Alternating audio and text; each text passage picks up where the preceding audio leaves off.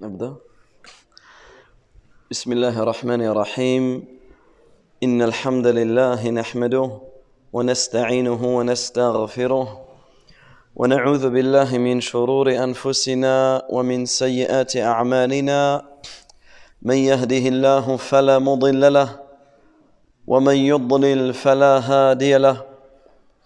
وأشهد أن لا إله إلا الله وحده لا شريك له وأشهد أن محمدًا عبده ورسوله صلى الله عليه وعلى آله وصحبه أجمعين.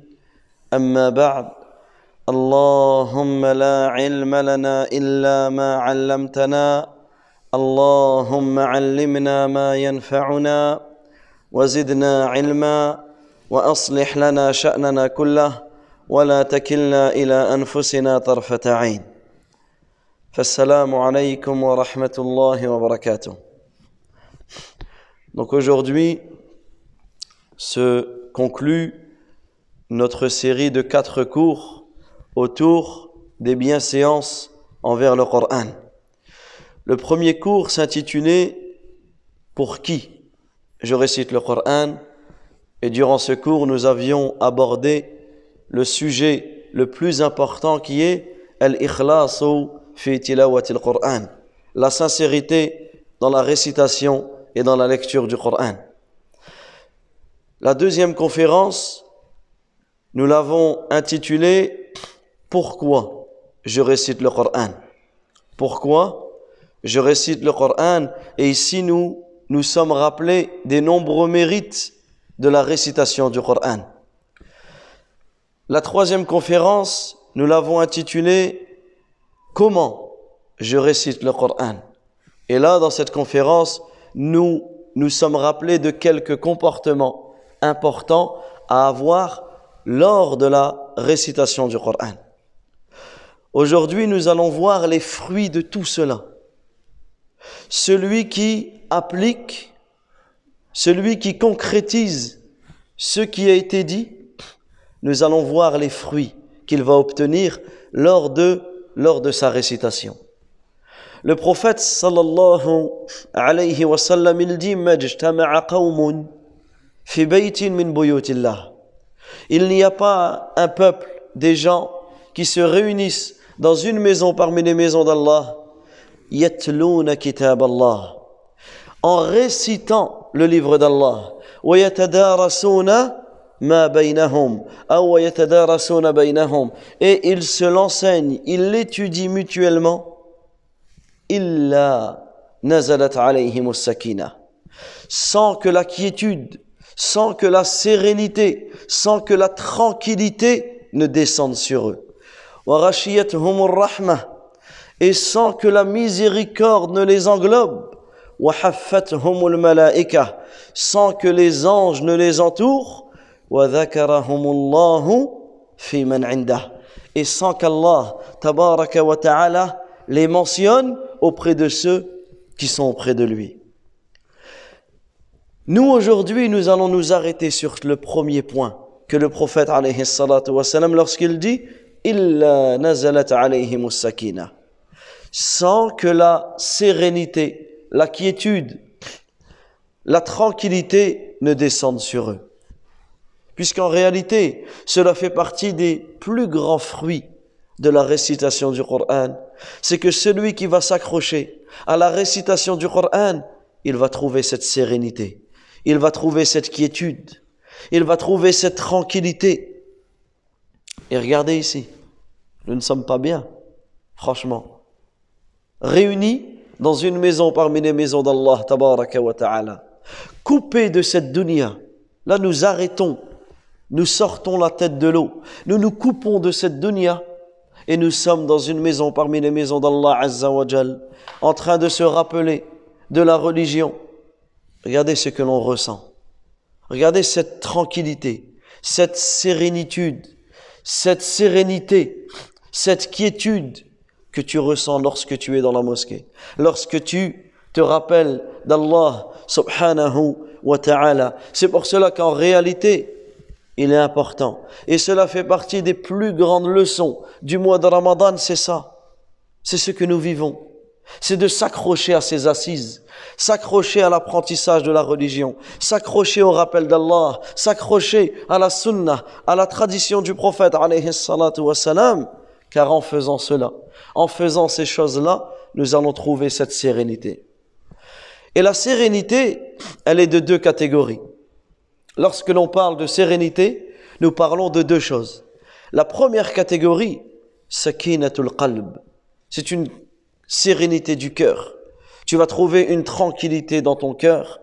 Et la deuxième sérénité, c'est une sérénité qui descend de la part d'Allah subhanahu wa ta'ala. La première, on a dit, c'est une sérénité du cœur. Et cela pour le croyant.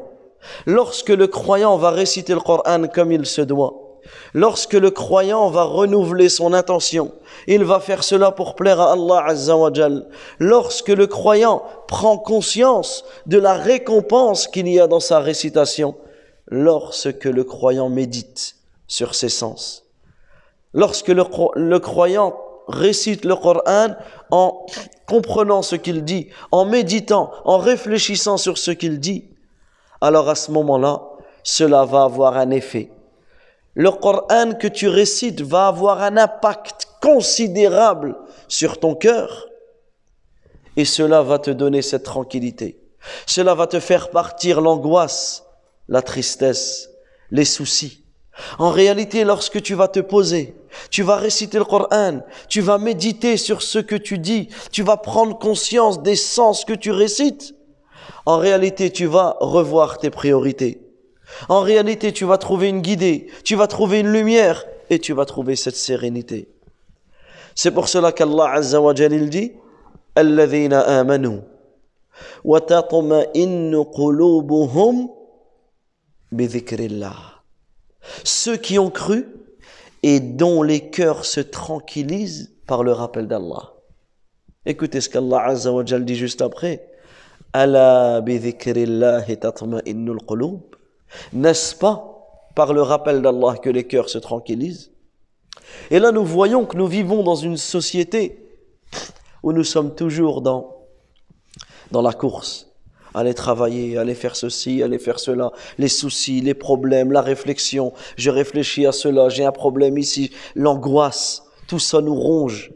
Combien de personnes n'arrivent pas à dormir, ne trouvent pas le sommeil à cause de toutes ces choses-là qui ressassent cela, ces mauvaises pensées, etc. Médite sur ce verset. Ala bi dhikrillahi tatma'innul qulub. N'est-ce pas par le rappel d'Allah Azza wa Jal que les cœurs se tranquillisent? Puisqu'en réalité, les cœurs ne se tranquillisent pas avec l'argent. On pense que le jour où on sera riche, notre cœur sera tranquille. Regarde les riches autour de toi. Regarde les riches dont tu entends parler. Combien parmi eux se suicident? Combien parmi eux divorcent? Combien parmi eux ne trouvent pas le sommeil? Combien parmi eux s'effondrent dans la drogue, dans l'alcool, dans tout type de choses qui en réalité sont un mal pour eux? Combien d'entre eux te disent qu'en réalité ils vivent mal? Pourquoi? Parce que ce n'est pas dans la richesse que les cœurs vont se tranquilliser. Au contraire, des fois la richesse est même une cause de la perte de la personne.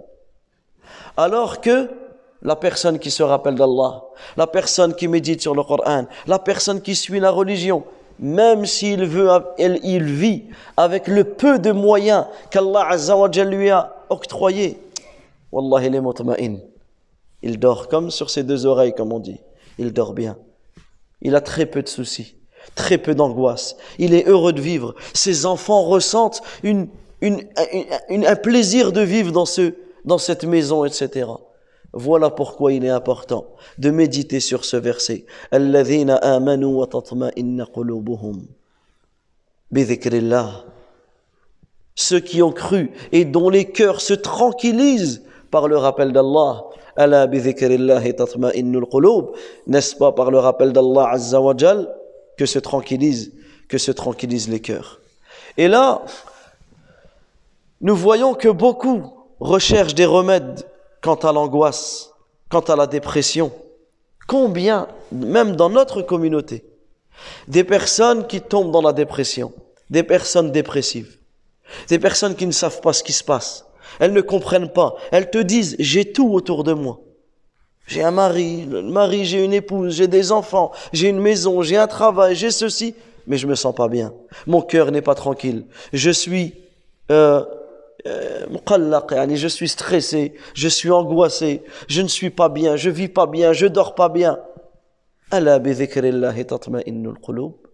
N'est-ce pas avec le rappel d'Allah Azza wa Jal que les cœurs se tranquillisent? Et là, c'est important, c'est un retour, un appel à nous tous de revenir sincèrement, un retour sincère vers le Coran, vers la parole d'Allah Azza wa Jal, vers le rappel de notre Seigneur subhanahu wa ta'ala. Donc la première catégorie de sérénité, c'est la sérénité du cœur. Lorsque tu vas réciter le Coran comme il se doit, Allah tabaraka wa ta'ala va entrer la sérénité, la quiétude, la tranquillité dans ton cœur. Et tu vas être murtah. Tu vas bien vivre. Tu vis avec le Coran. Ne t'inquiète pas. Ne t'en fais pas. Et comme on a dit, tu vas revoir tes priorités. Tu vas revoir tes soucis. Parce qu'en réalité, nos angoisses. Dans tous les cas, l'être humain, il sera angoissé. Mais tes angoisses, ça doit être lesquelles? Ça doit être les angoisses de l'akhirah. Tes priorités, ça doit être cela. Est-ce que, aujourd'hui, je suis inscrit parmi ceux qui iront au paradis ou je suis inscrit parmi ceux qui iront en enfer? C'est ça la vraie angoisse que nous devons avoir. La deuxième catégorie de sérénité, c'est une sérénité qui descend directement sur toi. Une sérénité qu'Allah tabaraka wa ta'ala fait descendre, mais pas pour n'importe qui. Pour certains de ses serviteurs. Ce n'est pas tout le monde qui peut avoir cette sérénité. Cette sérénité descend pour certains croyants, certains serviteurs, certains rapprochés d'Allah tabaraka wa ta'ala. Et notamment ceux qui récitent le Coran sincèrement pour Allah Azza wa Jal. Souvenez-vous de la conférence, pour qui je récite le Coran. Également, ceux qui prennent conscience de la valeur, de l'importance, des mérites de la récitation du Coran. Souvenez-vous de la conférence, pourquoi je récite le Coran. Et ceux qui récitent le Coran avec méditation, ceux qui appliquent leur récitation, ceux qui réfléchissent sur l'essence du Coran. Souvenez-vous de la conférence, comment je récite le Coran. Ceux qui vont réunir cela, Allah tabaraka wa ta'ala va leur descendre une sérénité directement sur eux, une sérénité qui va les englober. Comme cela s'est passé, comme cela a été rapporté de l'Bara ibn Azib radiyallahu anhu. Il nous parle, il nous raconte, et les deux hadiths que nous allons citer dans cette conférence, vous les trouvez dans le Sahih de l'imam Muslim. Il dit qu'un homme, il récitait Suratul Kahf. Et cet homme, il avait attaché son cheval, il l'avait attaché de 2 cordes. Et tellement il récitait, à force de réciter Suratul Kahf, il dit qu'un nuage est descendu. Un nuage s'est mis à l'envelopper et à tourner autour de lui. Ce nuage s'est rapproché de lui.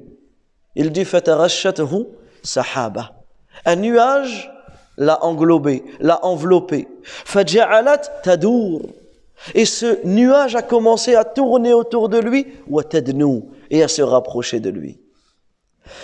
Jusqu'à ce que cela a effrayé le cheval, et le cheval, il a commencé à vouloir s'en écarter.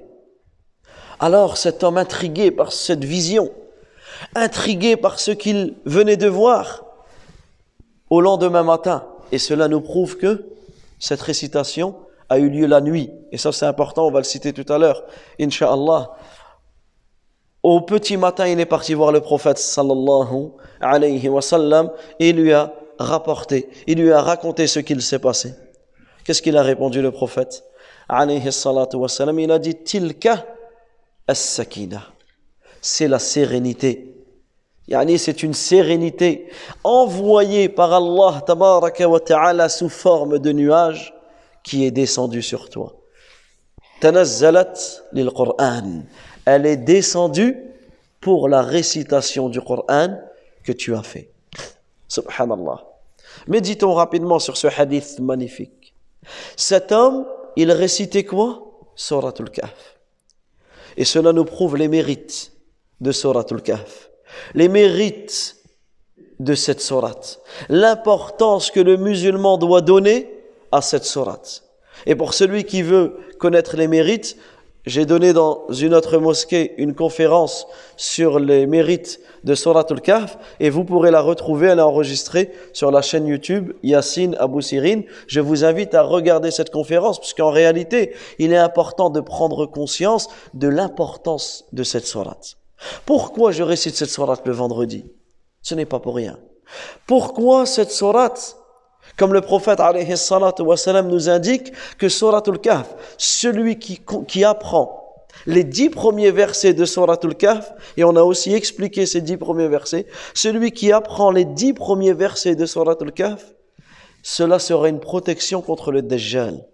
Contre le Dajjal, le faux messie l'antéchrist, la plus grande fitna que la terre n'aura jamais connue. Celui qui rencontre le Dajjal devra réciter ces versets. Et s'il les récite, cela sera une protection contre lui. Et là, on voit que cet homme a récité Suratul Kahf.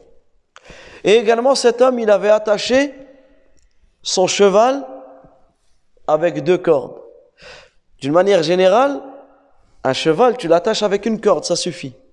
Mais là, le fait qu'on a la précision que ce cheval a été attaché avec 2 cordes, cela nous prouve que c'était un cheval puissant, un cheval rapide, puisque pour l'attacher avec 2 cordes, si il est capable d'en arracher, si c'est qu'une seule.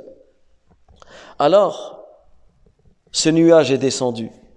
Ce nuage qui a enveloppé cet homme, ce nuage qui s'est approché de lui, et qui a tourné autour de lui, à tel point que cela a effrayé ce cheval et il a failli se sauver. Alors le prophète alayhi salatu wa salam de lui dire, c'est la sérénité qui est descendue. Alors les savants ont beaucoup d'avis sur ce terme. C'est la sérénité qui est descendue. Ala kulli hal, nous allons expliquer ici qu'en réalité cette sérénité, c'est une créature d'Allah Azza wa Jalla. C'est une créature parmi les créatures d'Allah tabaraka wa ta'ala qui descend lorsque le Coran est récité. Et cette créature qui est cette sérénité sous forme d'un nuage, elle descend en englobant la miséricorde d'Allah Azza wa Jal. Et lorsqu'elle descend avec les anges. Voilà pourquoi le cheval a eu peur. Il a vu ce que cet homme ne voyait pas. Les anges descendent. Les anges descendent avec quoi? Avec la miséricorde, avec la sérénité. Et comme on l'a dit, c'est pas tout le monde qui va réciter et qui va faire cela. Mais ce sont ceux qui vont réciter haqqa tilawatih, de la réelle récitation. Et on avait cité que la réelle récitation, c'était celui qui récite, celui qui médite et celui qui applique. Également, Abu Sa'id al-Khudri, il nous rapporte une autre histoire avec un noble compagnon que l'on appelle Usayd ibn Hudayr. Usayd, il récitait le Coran. Et dans une version du hadith, il récitait Surat al-Baqarah durant la nuit. Et il avait une jument, et sa jument ne cessait de sursauter. Alors lui, il continuait à réciter, mais sa jument se mettait dans un état, et vous avez vu un cheval, quand il sursaute, il lève ses 2 pattes, il fait du bruit. Si quelqu'un est à côté, il risque de le blesser ou autre. Et il avait son frère, et on peut comprendre que c'est son petit frère, qui dormait à côté. Alors il dit, j'ai tellement eu peur que ce cheval cause du tort à mon frère ou frappe mon frère. Il dit donc je me suis levé. Je me suis levé pour calmer mon cheval. Je me suis levé, je me suis dirigé vers elle. Et là, j'ai découvert qu'au-dessus de ma tête, il y avait un nuage. Subhanallah. Imagine cette scène. Il découvre qu'au-dessus de sa tête, il a un nuage. Et il décrit ce nuage, il dit c'est comme si que ce nuage comportait des lanternes, des lumières. Et ce nuage montait vers le ciel. Et lorsque donc imaginez la scène, lui il a arrêté de réciter. Perturbé, il a regardé ce nuage et ce nuage a disparu. Ce nuage a disparu vers le ciel. Alors le lendemain, il a été voir le prophète alayhi salatu wa salam, il lui a raconté.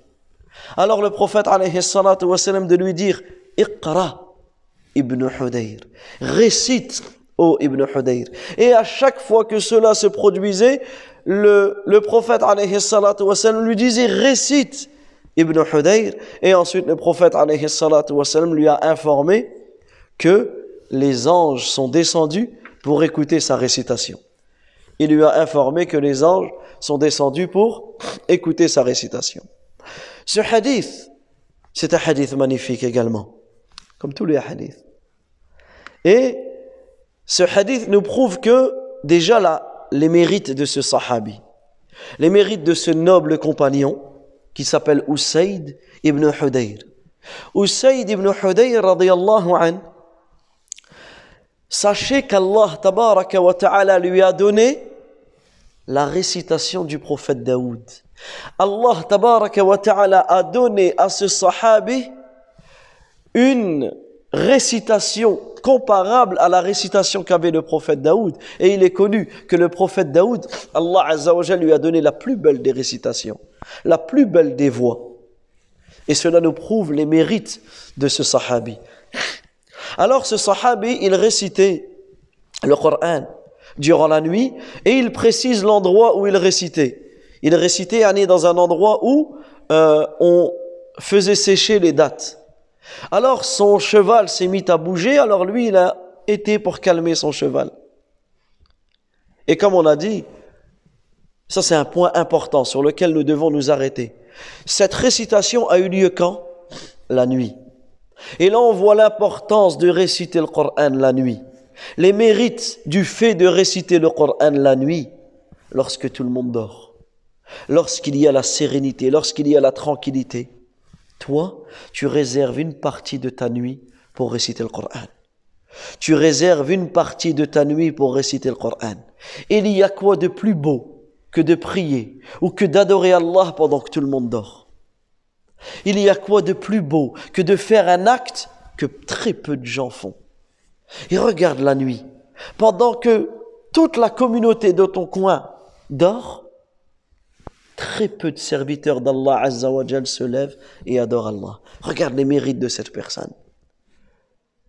On prend l'exemple de celui qui invoque Allah, qui fait l'invocation avant de rentrer au marché. Pourquoi cette invocation? Tu gagnes des millions de hasanat quand tu dis ce dua. Pourquoi? Parce qu'en réalité, tu te rappelles, dans un marché, est-ce que les gens se rappellent d'Allah? Dans un magasin, tu vas au magasin, fruits et légumes, t'achètes, tu vends. Est-ce que les gens se rappellent d'Allah Azza wa Jalla? Non, je suis là, je regarde lequel, celui-là, ah oui, tiens, la caisse, ceci, cela. Mais toi, à ce moment-là, si même dans ce moment où tout le monde est pris par la vente, par ceci, par cela, je pèse, je fais cela, toi, tu te rappelles d'Allah Azza wa Jalla. Toi, en même temps, tu fais du dhikr, tu te rappelles d'Allah, tu récites ton Coran, tu médites sur la création. En réalité, toi, tu feras partie de ceux qui adorent Allah dans un endroit ou dans un moment où très peu adorent Allah Azza wa Jalla. Et là, on peut avoir cela toutes les nuits. Toutes les nuits, quand tout le monde y dort, toi, tu réserves une partie de ta nuit à l'adoration. Et il y a beaucoup de textes où le prophète alayhi salatu wa salam nous cite les mérites de réciter le Coran la nuit. Également, il y a des textes où le prophète alayhi salatu wa salam, il aimait écouter la récitation de ses compagnons la nuit. Il aimait écouter. Le prophète alayhi salatu wa salam, il aimait écouter la récitation de ses compagnons la nuit. Et également, le fait de réciter le Coran chez toi, cela en réalité aura un impact considérable sur ta maison. Tu vas gagner le baraka chez toi. Tu vas gagner la tranquillité chez toi. Ta récitation va être la cause de l'éloignement des shayatines. Ça va purifier ta maison. Et regardez l'état de nos maisons. Combien ne trouvent pas le sommeil? Combien de disputes éclatent à la maison? Combien de parents sont énervés pour rien? Combien se sentent mal chez eux? Alors qu'en réalité, la maison, subhanallah, ça doit être l'endroit où tu te sens le mieux. Tu es chez toi, dans ton foyer. Mais combien se sentent mal chez eux? En réalité, il suffit de regarder comment, ne serait-ce que cette télévision qui vient pourrir nos foyers, qui vient égarer nos enfants. Que dire des écrans, que dire d'Internet, que dire du mal, que le mal, le char du monde entier entre dans la chambre de tes enfants en un seul clic?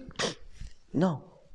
Alors qu'une maison qui est dénuée de ces choses-là, qui est purifiée de ces péchés-là, une maison où le Coran y est récité, où la prière y est effectuée, ça c'est une maison dans laquelle il y aura une baraka. C'est pour cela qu'il est important de réciter le Coran à la maison, de psalmodier le Coran à voix haute à la maison.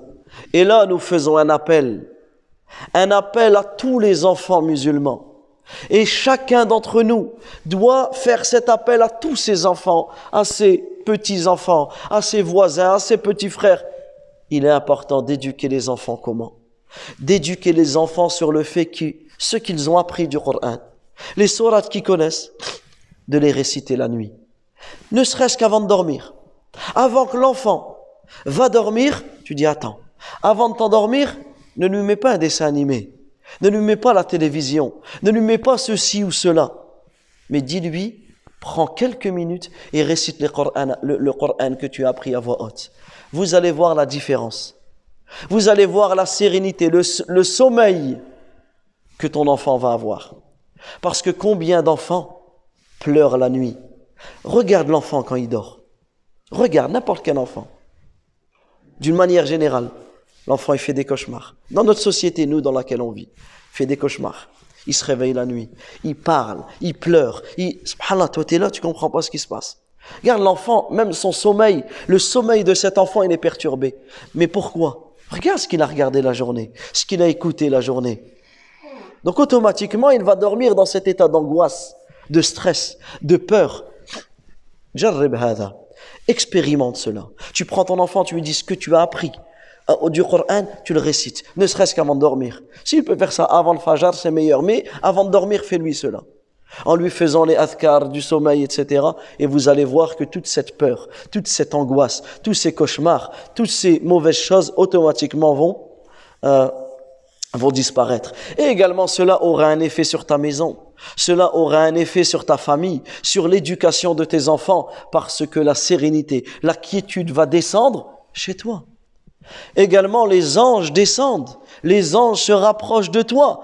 Et là, on voit les mérites de la prière de nuit et les mérites de Surat al-Baqarah, parce que dans une version, il récitait Surat al-Baqarah. Et ici, les mérites de réciter Surat al-Baqarah dans Qiyamul Layl. Voilà pourquoi il est important de ne pas délaisser la prière de nuit. Nous avons prié le Tarawih pendant 1 mois. Le Ramadan, dans quelques jours, ça y est. Il va nous dire au revoir. Est-ce que la prière de nuit aussi, elle part avec le Ramadan? Non. Ce que tu as vécu là durant le mois de Ramadan, ça doit te servir toute l'année. Toute l'année, tu te dois d'avoir une part dans ta nuit de prière et de récitation de Coran. Donc on termine avec ce hadith où Usayd il dit « J'ai eu peur que ma jument fasse du mal ou réveiller mon petit frère ou mon frère. Alors j'ai arrêté de réciter. » Subhanallah, lorsqu'il a vu sa jument comme cela, qu'est-ce qu'il a fait? Il a arrêté de réciter, il s'est levé pour aller voir sa jument et il a découvert qu'il avait un nuage au-dessus de sa tête. Ajib, subhanallah. Il a découvert qu'il avait un nuage au-dessus de sa tête et on a dit ce nuage c'était quoi? C'est la sakina. C'est cette créature d'Allah Azza wa Jal qu'il descend avec les anges et la miséricorde sur celui qui récite le Coran comme il se doit. Alors il dit, j'ai vu ce nuage, on dirait il y avait des lanternes, des lumières, il allait vers le ciel et il a disparu. Cela nous prouve quoi? Cela nous prouve que cette sérénité, elle descend quand tu récites. Quand tu arrêtes la récitation, elle disparaît. Alors le prophète, alayhi salam, qu'est-ce qu'il lui a dit? Iqra ibn Hudayr. Lis ibn Hudayr. Ça veut dire quoi? Comme si que le prophète, alayhi salam, il visualisait la scène. Lis. Pourquoi tu t'es arrêté de lire? La sérénité, elle descendait. Tu n'aurais pas dû t'arrêter de lire. Alors il lui dit lis. Alors il lui dit lis. Et à la fin, il lui dit oui, mais moi si j'ai arrêté, c'est parce que j'avais peur pour mon petit frère. Sinon j'aurais continué. Et le prophète alayhi salat de lui dire lis. Dans le sens, si seulement tu aurais continué à lire, il lui dit tilkal malaika. Parce qu'en réalité, ce que tu as vu, c'est les anges qui sont descendus, qui se sont rapprochés de toi. Et si tu avais continué la lecture, les gens auraient pu voir les anges qui étaient descendus. Et là, subhanallah, subhanallah al-azim. Et là, on voit les mérites de ce compagnon qui a été cité dans ce hadith. Voilà pour cette conférence. Mes frères, mes sœurs, barakallahu fikum, le but de cela, c'est de renouer notre lien avec le Coran, de renouer notre lien avec la parole d'Allah Azza wa Jal, que chacun d'entre nous fasse cet effort, chacun selon sa capacité, chacun selon sa capacité. Celui qui ne sait pas lire le Coran, qu'il donne toute son énergie. En quelques jours, tu vas réussir à lire le Coran. Allah Azza wa Jal, il a facilité le Coran. Celui qui sait lire le Coran, enseignez-le. Enseignez la lecture à vos proches. Enseignez autour de vous la lecture. Également, l'importance de se réunir. Créez des petits groupes d'amis, des petits groupes avec les cousins, les cousines. Créez des petits groupes où on étudie le Coran, où on apprend le Coran, où on révise le Coran. Apprenons, méditons, appliquons ce Coran et en réalité, en faisant cela, notre lien avec Allah tabaraka wa ta'ala va être renforcé, notre foi va augmenter et nous aurons tiré profit du mois de Ramadan dans lequel nous avons vécu. Wallahu ta'ala a'lam. Wa sallallahu wa sallam ala nabiyyina Muhammad wa ala alihi wa sahbihi ajma'in. Rabbana atina fid dunya hasana wa fil akhirati hasana wa qina adhaban nar. اللهم إنا نسألك بأسمائك الحسنى وصفاتك العليا وبأنك أنت الله لا إله إلا أنت سبحانك إنا كنا من الظالمين أن تحفظ المسلمين في كل مكان. اللهم احفظ المسلمين في فلسطين. اللهم احفظ المسلمين في فلسطين. اللهم احفظ المسلمين في فلسطين. اللهم احفظ المسلمين في كل مكان. اللهم اشف مرضاهم. اللهم ارحم موتاهم. اللهم اغفر لهم وارحمهم وعافهم واعف عنهم وأكرم نزلهم ووسع مدخلهم ونقهم من الخطايا كما ينقى الثوب الأبيض من الدنس. اللهم اغفر للمسلمين والمسلمات والمؤمنين والمؤمنات الأحياء منهم والأموات. اللهم إنا نسألك الهدى والتقى والعفاف والغنى. اللهم إنا نسألك بأسمائك الحسنى وصفاتك العليا أن تجعلنا من المتقين. اللهم اهدنا. اللهم اهدنا واهد بنا. اللهم إنا نسألك الجنة وما قرب إليها من قول أو عمل ونعوذ بك من النار وما قرب إليها من قول أو عمل. اللهم تقبل منا صيامنا. اللهم تقبل قيامنا.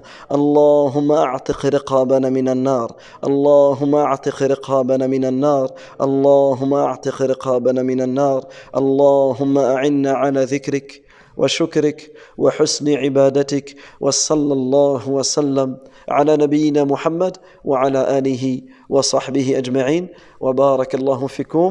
Et sachez que ce soir, c'est la nuit de la 29e nuit du mois de Ramadan. Et le prophète alayhi salatu wa salam, il dit, recherchez Laylatul Qadr dans la dernière nuit de Ramadan.